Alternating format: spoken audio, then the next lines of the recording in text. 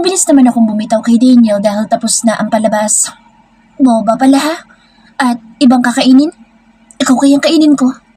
Pabiro na sabi niya sabay pisil sa akin. Wisit, ang bastos niya. Hindi ko kasi napaghandaan na gagawin niya iyon. Nagbibiro lang naman ako. Tinatarayan niya kasi ako. At ikaw, bakit ka ba nandadakot? Kapag ikaw dinakma ako, willing ako, baby. Paranas nga ako. Nakangisi na sabi niya sa akin. Kumain na nga tayo. Kung ano-ano naman sinasabi mo dyan. Sabi ko sa kanya at umupo na ako para kumain. Kahit na paika-ika ako'y nairaos ko rin ang papunta dito sa kusina. Nagsimula na kaming kumain at nabusog ako dahil masarap ang mga in-order niya. Pagkatapos namin kumain ay ako na ang naghuhugas ng mga hugasin. Pero habang naghuhugas ako ay bigla na lang akong niyakap ni Daniel. Baby, I like you. Pabulong na sabi niya sa tenga ko. Anong I like you? Tanong ko sa kanya. I like you. Kasi ikaw naghuhugas ng mga plato. Sagot niya sa akin. Hindi ko alam pero feeling ko'y biglang umusok ang ilong ko sa inis. Tinatanong ko pa sarili ko kung tama ba ang narinig ko na gusto niya ako dahil ako ang naghuhugas ng mga plato. Gusto rin kita. Kapag ikaw naghuhugas dito, pwede ba? Huwag mo nga akong yakapin. May ginagawa ko eh. Sabi ko sa kanya dahil naasawa ako at mabilis kong tinapos ang ginagawa ko. Naiinis ka ba? Tanong niya sa akin. Hindi. Naiinis ka? Hindi nga, kulit mo. Naiinis na sabi ko sa kanya. Kahit pa paano gumaganda ka na sa paningin ko. Sabi niya sa akin bago niya ako binitawan. Kahit pa paano pala ha? Hindi ba lang sinabi na maganda ako? Kahit pampalubag-loob na lang sana. Pagkatapos ng kailangan mo, di mo man lang ako pinuri. Naiinis na bulalas ko dahil alam ko na hindi niya ako narinig. Pagkatapos ko sa kusina, pumasok na ako sa silid namin at doon ako humilata. Nasa banyo pa yata siya at naliligo. Narinig kong bumukas ang pinto ng banyo kaya mabilis akong pumikit para magpanggap na natutulog. Baby, alis muna ako. Alam ko na hindi ka naman tulog. Sabi niya sa akin. Hindi ako sumagot pero naramdaman ko na hinalikan niya ako. Hindi na ako talaga dumilat hanggang sa nakatulog ako. Pagising ko'y kaagad akong naligo. Pagkatapos ko magbihis ay lumabas na ako pero nagulat ako dahil nandito si Madam Sasha. Magandang gabi anak. Nakangiti na bati niya sa akin. Magandang gabi din po, Mommy. Nahihiyang bati ko sa kanya. Nasaan pala si Daniel? Hindi ko po alam. Ang sabi niya aalis daw po siya. Baka po pumunta sa bar.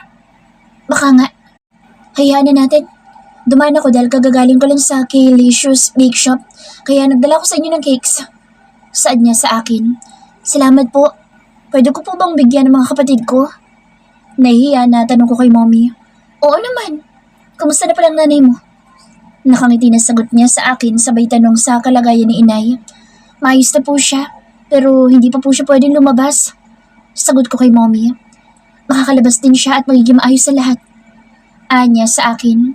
Napangiti naman ako dahil napakabait niya talaga. Hindi naman siya nagtagal at umalis na din siya. Ako naman ay pumunta na sa kabilang unit para bisitahin ng mga kapatid ko. Masaya akong makita na maayos ang kalagayan nila, na nakakatulog sila sa malambot na kama at may maayos na tirahan. Pero alam ko na hanggang 2 taon lang ito at kalaunan ay aalis din sila dito. Aalis din kami at babalik sa dati naming buhay. Nagtagal pa ako ng ilang oras bago ko bumalik sa unit ni Daniel. Pagpasok ko'y wala pa din siya. Hindi ko tuloy alam kung anong oras siya uuwi. Umupo muna ako sa sofa niya at nanood ng TV hanggang sa nakatulog na ako. Nagising ako dahil umaga na pala. Pagdilat ko ay nandito pa rin ako sa sofa. Ibig sabihin ay hindi pa umuwi si Daniel. Pumasok na ako sa silid namin at dumiretso ako sa banyo para maligo. Pero habang naliligo ako ay may biglang yumakap sa akin. Sabay tayo. Bulong sa akin ni Daniel. Ngayon ka lang umuwi? Saan ka galing? Tanong ko sa kanya. Sa bar. Niyayakas ako ng mga kaibigan ko. Sagot niya sa akin. Hindi na ako nagsalita, tinapos ko na ang paliligo ko. Sinadya akong bilisan dahil alam ko na may iba siyang balak, lalo na't pareho kaming nakahubad. Paglabas ko inayos ko ang mga labahan. Habang hawak ko ang damit na pinagubaran niya ay minakita ko marka ng mga lipstick sa t-shirt niya. Napatulala na lang ako dahil hindi ko alam ang magiging reaksyon ko. Isipin mo na, boss mo siya at wala kang pakialam sa mga ginagawa niya. Kumbinsi ko sa sarili ko. Nagpalit na din ako ng kobre kama. Saktong paglabas niya, binuhat ko na mga labahan para labahan. Hindi ko siya pinansin. Bigla akong nawala ng gana na kausapin siya at kapag nasa malapit siya, naiinis ako. Tuwing kinakausap niya ako ay hindi ko siya pinapansin. Ano bang problema mo? Tanong niya sa akin. Wala. Sagot ko sa kanya. Pero bakit hindi mo ako kinakausap? Tungkol ba ito sa hindi ko pag-uwi? Tanong niya sa akin. Hindi. Sagot ko ulit. Ano? Tumaas na ang boses niya. Wala ako sa mood na makipag-usap. Walang gana na sagot ko sa kanya. Alam ko na. Tungkol ito sa hindi ko pag-uwi. Pagpupumilit niya, talagang ginigiit niya pa sa akin. So sobrang inis ko'y kinusot ko ng malakas ang damit niya na may marka ng lipstick. Alam ko na nakatingin siya sa akin. Hindi ko na malaya na masyado na palang malakas ang pagkakakusot ko. Bigla na lang itong nasira. So, yan pala kinagagalit mo? Kaya hindi mo ako pinapansin? Mukhang nagsaselos ka.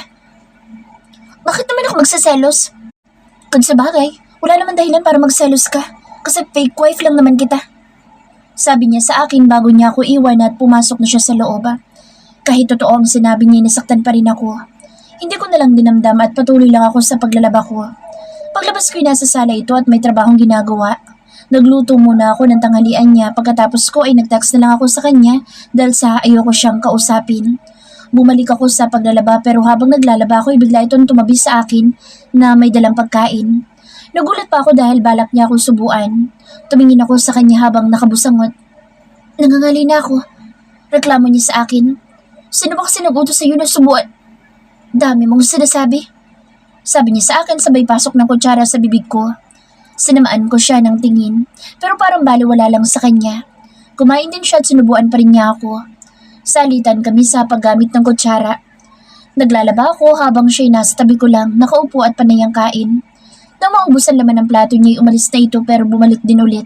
At akmang susubuan niya ako, tumanggi na ako. Busog na ako. Sabi ko sa kanya. Ako hindi pa. Sagot niya sa akin. Di kumain ka pa. Pinipigilan ba kita? Doon ka na nga. Naiinis na sabi ko sa kanya. Tumayo naman ito at umalis na pero bumalik din at may dala na siyang tubig. Pinainom niya ako. Habang umiinom ako ay nakatingin lang siya sa akin. Ewan ko ba pero naiilang ako sa uri ng titig niya. Hindi ko tuloy maiwasan na mabilaukan. Are you okay? Nag-aalala na tanong niya sa akin. Tumango ako bilang sagot. Hinagod niya ang likod ko. At nang maging okay na ako ay pumasok na siya ulit sa loob. Ako na may tinapos na ang pagbabanlaw ng mga labahin namin. Pagkatapos ko maglaba ay humilata ako sa sahig sa sala. Sumakit kasi ang likod ko. Nasa loob yata ng kwarto si Daniel.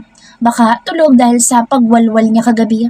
Dumapa ako at pumikit pero hindi pa ako nakakaidlip ay may naramdaman akong nagmamasahe sa likod ko. Kumuha na kaya tayo ng tagalaba? Ayoko na mapagod ka. Sabi niya sa akin. Huwag na, kaya ko naman. Gusto ko lang humiga dito pero hindi naman ako pagod. Sorry pala. Sabi ko sa kanya. Para saan? Dahil nasira ko ang damit mo. Pag-iipunan ko na lang para mapalitan ko ng bago. Sabi ko sa kanya dahil bigla akong nakonsensya. It's okay. Marami naman akong damit. Alam ko naman na nagsaselos ka lang. Pero yung nakita mo, hindi ko yun alam. Hindi mo naman kailangan na magpaliwanag. Di ba sabi mo nga, fake wife mo lang naman ako. Gawin mo ang gusto mong gawin. Hindi naman kita pipigilan. Pasensya ka na. Hindi lang talaga magandang gising ko. Palusot ko kahit na ang totoo ay may nararamdaman akong selos. Oo, inaamin ko na nagsiselos ako. Pero alam ko naman na mali at hindi dapat. Siguro normal lang ito dahil pagkatapos ng nangyari sa amin ay may iba na naman siya kaagad. Nakalimutan ko kasing babaero pala siya kaya naisip ko tuloy.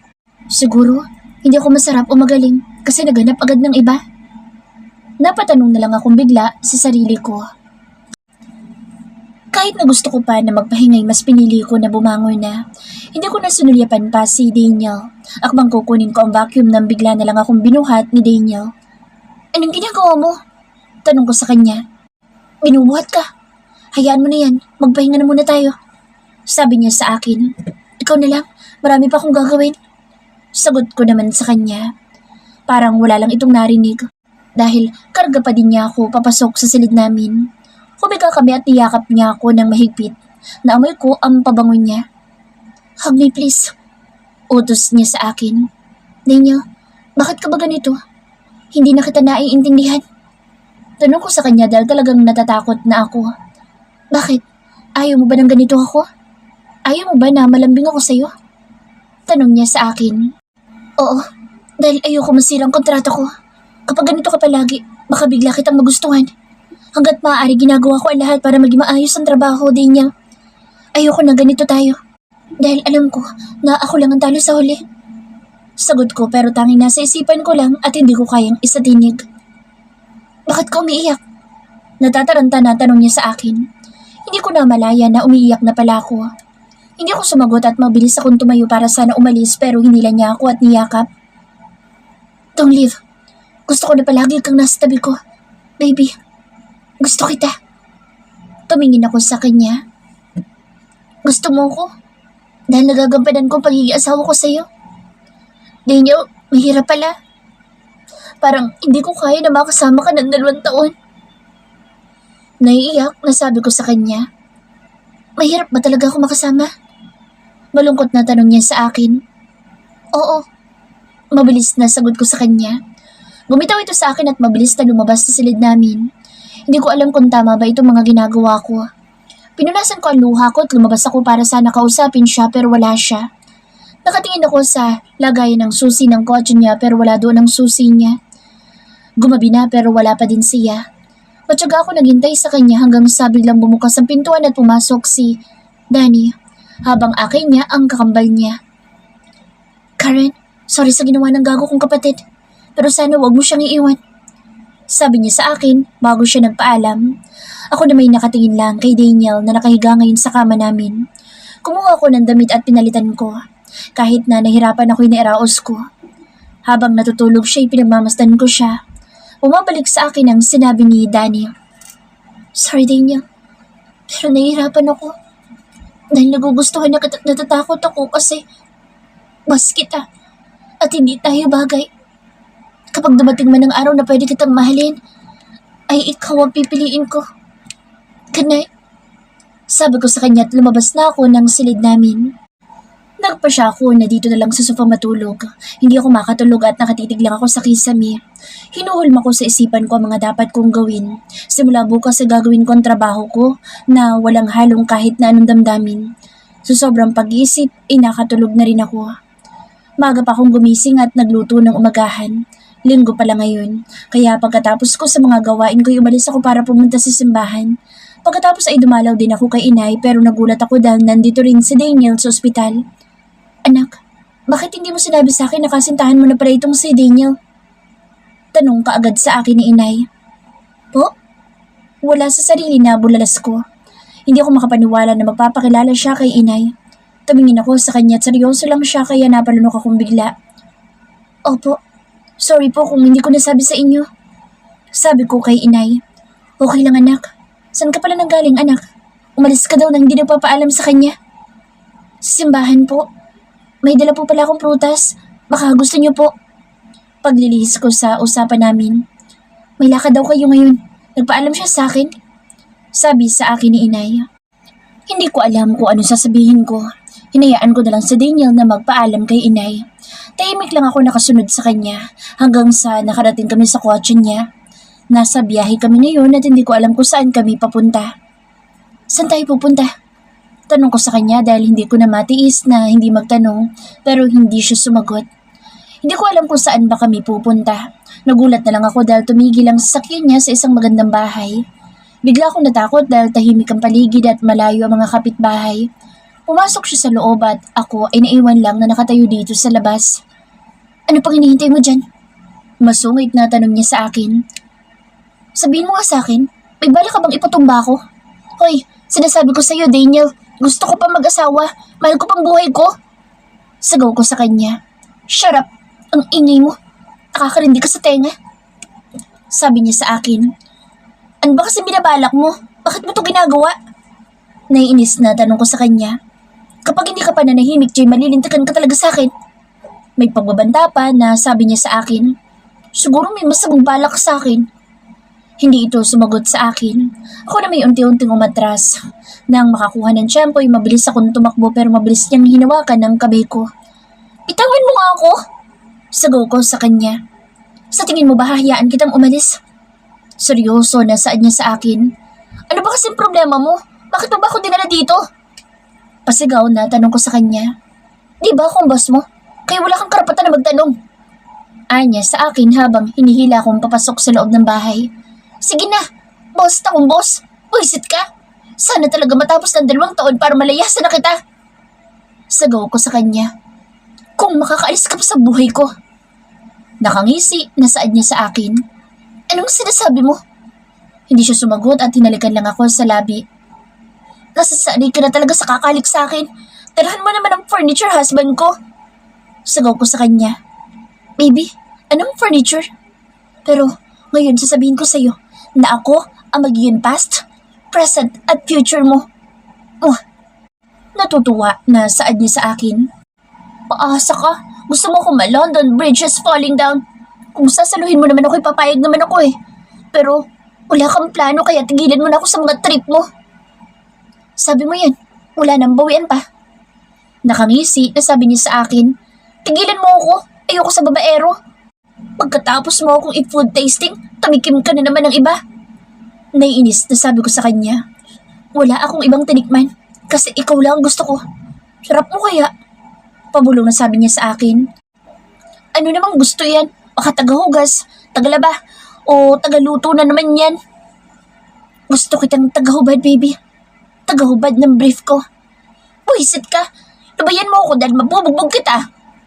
Sigaw ko sa kanya dahil hiyang-hiya ko sa mga pinagsasabi niya. Sira ulo talaga siya. Pagkatapos niya akong asarin ay tumakbo siyang paakyat sa may hagdanan. 1 linggo tayo dito. 1 week honeymoon. Sabi pa niya sa akin. Ano daw? 1 linggo? Kung kailangan ko pantibayan ng pananalig ko sa sarili ko na hindi na maging marupok. Dahil kapag nagkataon, malalamog ang pakwan ko. Diyos ko po, tabang. Daniel's POV.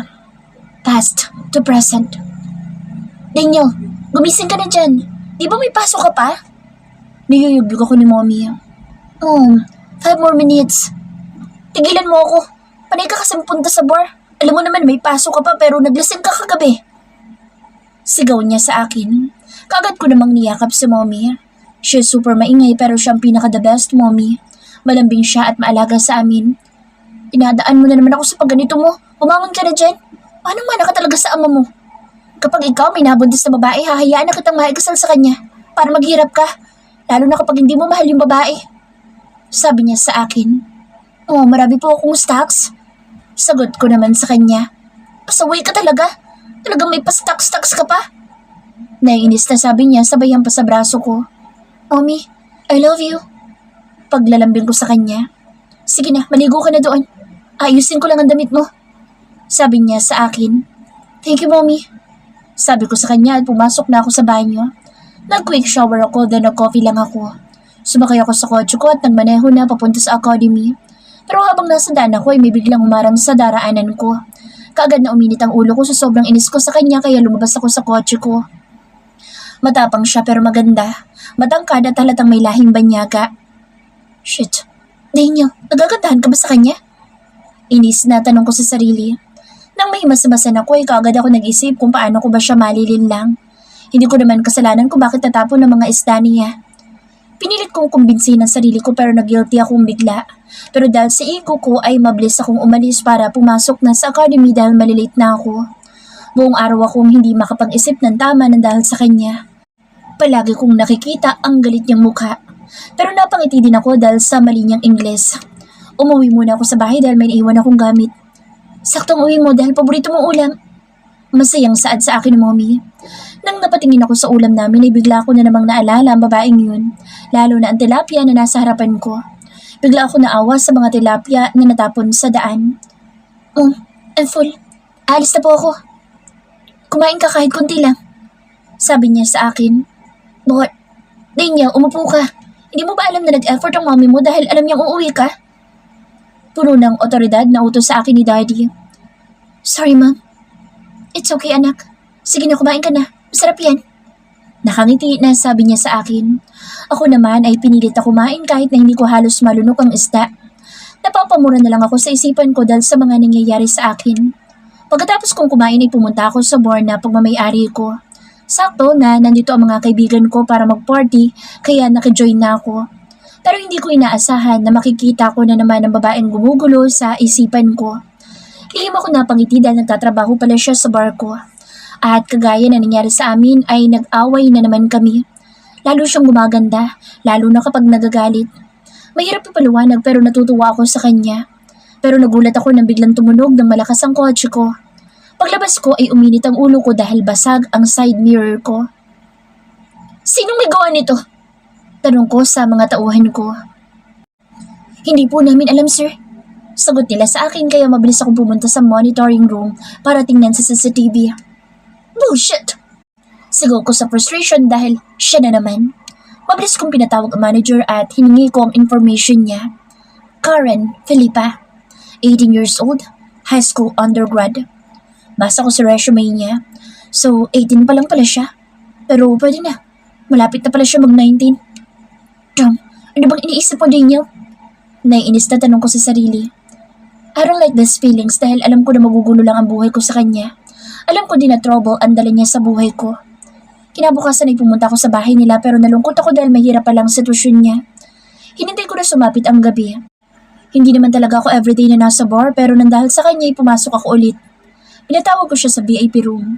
Nakakatuwa dahil lalatampikon siya sa akin pero syempre, kailangan ko maging seryoso at masungit sa harapan niya. Natutuwa ako sa kanya. Ngayon lang talaga ako nagka-interes na mangulit sa isang babae. Natawa ako lalo sa reaksyon niya dahil sinadya kong ilagay sa channel ng R18 ang TV. Parang ngayon lang siya nakakita noon. Ngayon nga lang ba? Tanong ko bigla sa sarili ko. Lumabas ako para hanapin siya pero ang sabi sa akin ay umuwi na siya. Alam ko na umiiwas lang siya sa akin. Kinabukasan ay nagpadala ko ng pagkain sa bahay nila.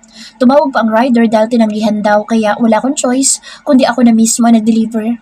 Nakasuot ako ng helmet kaya walang problema. Pinilit ko talaga na tanggapin nila at napangiti ako dahil sa wakas ay pumayag na nanay niya. Excited akong pumasok sa bar. May party ulit ang mga kaibigan ko.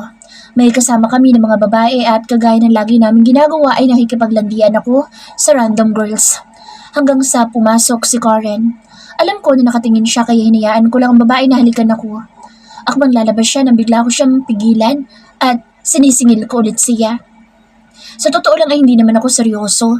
Gusto ko lang talaga na magpapansin sa kanya. Sobrang natutukso ako sa labi niya. Hindi ko alam pero parang ang sarap niyang halikan. Hanggang sa hindi ko na napigilan ang sarili ko. Shit, kakaiba ang labi niya dahil kahit na saglit lang iyon ay talagang nag-react ang puso ko at ang nasa pagitan ng mga hita ko.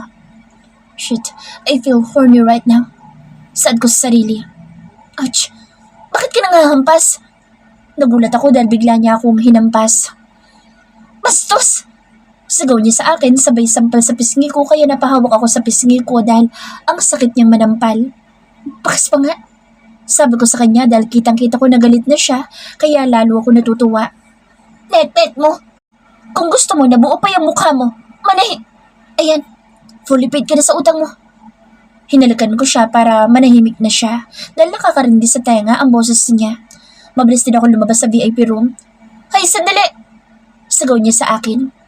What do you want? Seryoso na tanong ko sa kanya. Ano yung sinasabi mo na fully paid?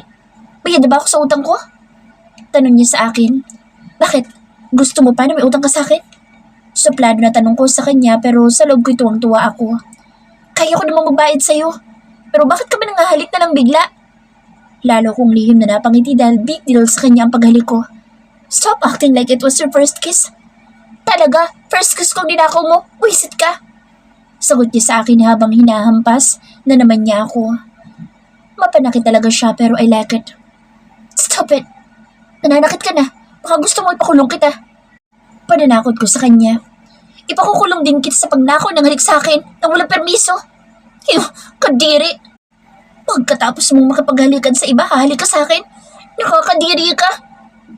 Patuloy lang siya sa paghampas sa akin. Stop it! Masakit ang hampas mo. Kapag hindi ka pa tumigil, hindi lang halik ka matitikman mo sa akin. Pinapatigil ko siya sa paghampas sa akin at pinagbantaan ko pa siya.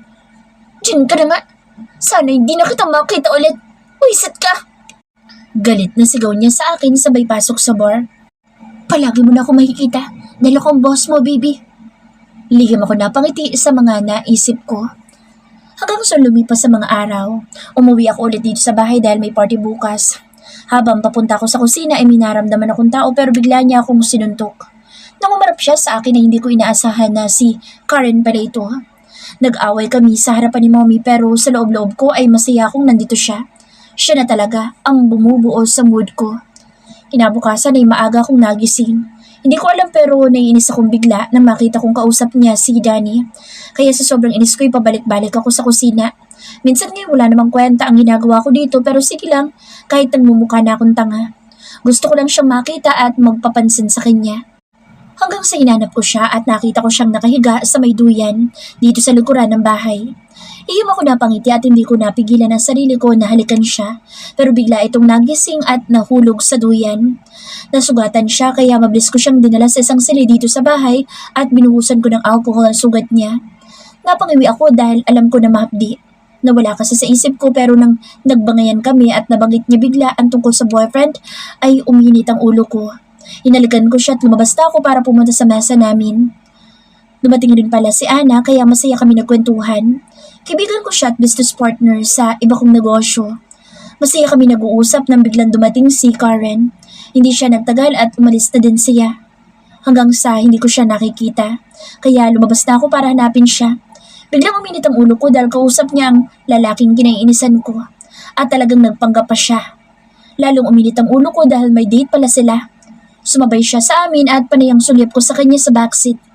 Tahimik lang ito. Alam ko na lumagpas na kami sa bahay nila pero hinayaan ko lang hanggang sa nagkunwari ako na naiinis. Sinabi niya na magkukommute siya pero syempre hindi ako papayag. Hinatid ko siya at inalo ko ng trabaho para lang hindi matuloy ang date nila. Kinabukasan ay sinundo ko siya. Hindi rin ako nagdala ng kotse ko. Ewan ko ba, basta bigla akong trip na gumamit ng hagdan. Alam ko na pagod na siya pero gusto ko siyang pagtripan. Naging childish ako sa part na ito dahil hindi ko naisip na mahirapan siya. I double the amount. Ginawa kong 20,000 ang bayad ko dahil alam ko na nahihirapan siyang maglinis sa mga sinadya kong kalat dito sa loob ng kondo ko. Hindi ko inaasahan na dito siya sa kantin nagtatrabaho. Kaya pala parang pamilyar sa akin ang lasa ng mga pagkain dahil siya nagluluto. Pero nagulat na lang ako dahil biglang may nagbutas sa gulong ng sasakyan ko. Sobrang naiinis ako to the point na hinagilap ko na naman sa CCTV ang gumawa. Napasabunot na lang ako sa buko dahil siya na naman. Napakapasaway niya talaga. Siningil ko siya dahil gusto ko rin na may dahilan ako para makausap ko siya. Kinabukasan napansin ko na namumutla siya. Bigla ako nag-alala sa kanya hanggang sa bigla na lang ito nawala ng malay. Mabilis ko siyang binuhat at dinala sa klinik. Miss, kapag nagpumilit siyang lumabas dito, matatanggal ka sa trabaho. Pagbabanta ko sa nurse. Okay po, Prof. Sagot naman niya sa akin. Buong maghapon na hindi ako mapakali hanggang sa bumalik ako sa klinik. Nalaman ko na nagpupumilit ito pero sa huli sumuko din. Binuhat ko siya at dinala ko sa kondo ko para doon siya magpahinga. I cooked our dinner para kakain kami pag nagising na siya. Pero nag-away lang kami. Ewan ko ba pero simula na makilala ko siya marami nagbago sa akin. Hindi ako nagpakita sa kanya at talagang tiniis ko pero hindi ko kaya. Bigla siyang binastos ng isa sa mga kakilala ni Ana. Kaya sa sobrang galit ko'y sinuntok ang lalaki. Daniel, calm down. Huwag mo nang ipagtanggol ang babaeng yun. Biglang sabi sa akin ni Ana. Nandito sila sa bar ko at wala silang karapatan na bastusin ang mga empleyado ko. Pagsabihan mo mga kasama mo. Saad ko sa kanya at mabilis na sinundan si Karen. Tumambay ako sa labas ng bahay nila bago ako nagdesisyon na gisingin siya sa may bintana nila. Kahit na mainit ay tiniis ko para lang makatabi ko siya. Ang sarap ng tulog ko habang katabi ko siya. Masasabi ko na isa sa mga pinakamagandang nangyari sa akin ay ang matulog sa tabi niya. Lumipas sa mga araw at marami nangyari sa amin dalawa. Madalas pa din kami magtalo pero hindi na talaga iyon nawawala. Hanggang sa bigla na lang kaming hindi nagkaintindihan. Napapansin ko na may kakaiba sa kanya. Nagulat ako dahil bigla na lang siyang sasama sa lalaking hindi naman niya kilala. Saan ka pupunta? Bakit ka sasama dyan? Galit na tanong ko sa kanya. May pupuntahan lang kami. Nauutal na sagot niya sa akin kaya alam ko na may hindi tama. Lalo ako nagalit sa mga sagot niya sa akin na para bang normal lang sa kanya mga ganitong pangyayari. Hindi ko matanggap na sasama siya sa ibang mga lalaki. Hanggang sa nalaman ko na kaya niya ginawa iyon dahil sa kailangan niya ng pera para sa pangpaopera ni inay. Inalo ko siyang maging asawa ko sa loob ng 2 taon at pumayag naman siya. Tinawagan ko si mommy para sabihin sa kanya at sobrang natuwa naman siya. Kinasal kami at sa loob ng ilang araw na kasama ko siya, ay doon ko siya lalong nakilala. Ako na nagsabi sa kanya na huwag ma-inlove sa akin pero parang ako ang unang lalabag sa kasunduan namin. Hindi ko pa alam kung love ba ito o natutuwa lang ako sa kanya. Gusto ko siyang makasama sa outing kaya sumunod ako. Pero nag-away na naman kami. Mabilis na uminit ang ulo ko sa mga sinasabi niya. Lalo na't gusto niyang matapos ang kontrata namin at nang makita ko sila ni Rain, ay binalot ako ng selos. Kaya hindi na ako nakapag-isip ng maayos at nagmaneho akong paalis sa resort para magpalamig ng ulo. Hanggang sa bumalik ako at nalaman ko na nakipag-away siya sa anak ng principal namin. Mabilis ko siyang hinanap. Madaling araw na ako nakarating sa Maynila kaya natulog muna ako. Pagkagising ko, hinanap ko siya hanggang sa nakita ko siya sa dati nilang bahay. Hindi ko na gusto na makita nagtitinda siya ng isda dahil kaya ko na maibigay sa kanya ang lahat. At dito rin nangyari ang hindi ko inaasahan. Sobrang saya ko dahil ako talaga ang nakauna sa kanya. Pero bumigay ang papag at nasira, tapos nahimatay pa siya.